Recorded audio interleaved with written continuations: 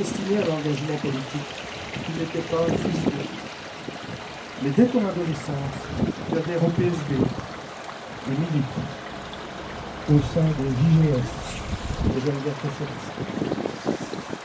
En 1970, tu participes aux élections communales, réalisant un excellent résultat qui te permet, à 26 ans, de devenir échevin des sports et de la culture, aux côtés de Jeanne de Meyer, de Marcel Gobert, le père ici présent, ainsi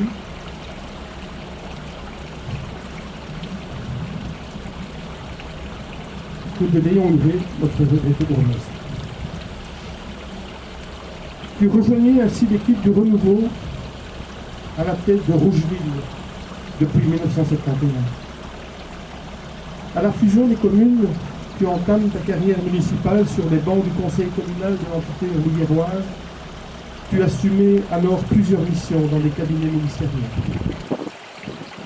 En 1984, Léon Huret démissionne pour des raisons de santé. Tu devient alors échevin des travaux, aux côtés du nouveau bourgmestre Michel Debord, dont tu étais proche. En 1995, alors que tu étais suppléant de Willy Tamigno, devenu ministre, tu accèdes à la fonction de député wallon jusqu'en 2009. Et c'est en 2011 que tu fermes le livre de tes mandats électifs, démissionnant de ta fonction de conseiller communal. Jamais personne ne t'a pris en défaut de militantisme. Et certainement pas le mur de ta maison du peuple. Où devait être organisée cette cérémonie telle que tu l'avais demandé?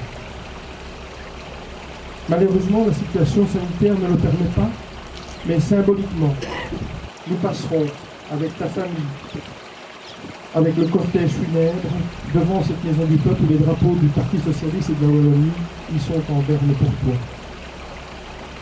Souligner aussi ton engagement associatif est aussi évocateur, car lui aussi a été exemplaire. Président d'honneur, que ce soit des sociétés folkloriques, de clubs sportifs, de mouvements de jeunesse, d'institutions pour personnes handicapées, et j'en passe. Tu as toujours été un homme de proximité, de contact.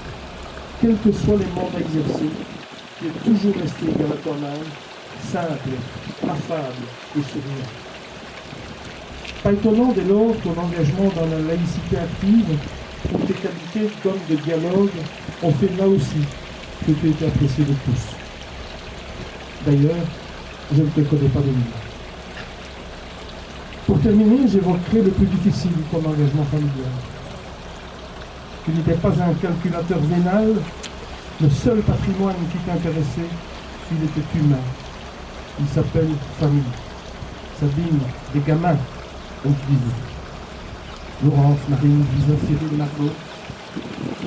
Simplement parler de vous, et ses yeux se remplissaient de larmes. Aujourd'hui, nous allons faire une prière pour vous. Votre douleur est la nôtre. C'est la douleur du socialisme qui perd l'un de ses serviteurs, l'un de ceux qui ne cessa jamais de croire en lui et de lutter pour lui. Souvent, on considère que l'on notifie la mort de ceux qui ne sont grands lors des éloges funèbres. Quiconque a croisé Maurice Boxon sur son chemin sait pourquoi nous sommes réunis ici pour lui rendre un hommage légitime. Le socialisme porte le deuil d'un de ses valeureux militants. Et comme tu aimais le clamer, viva, Saint-Père viva.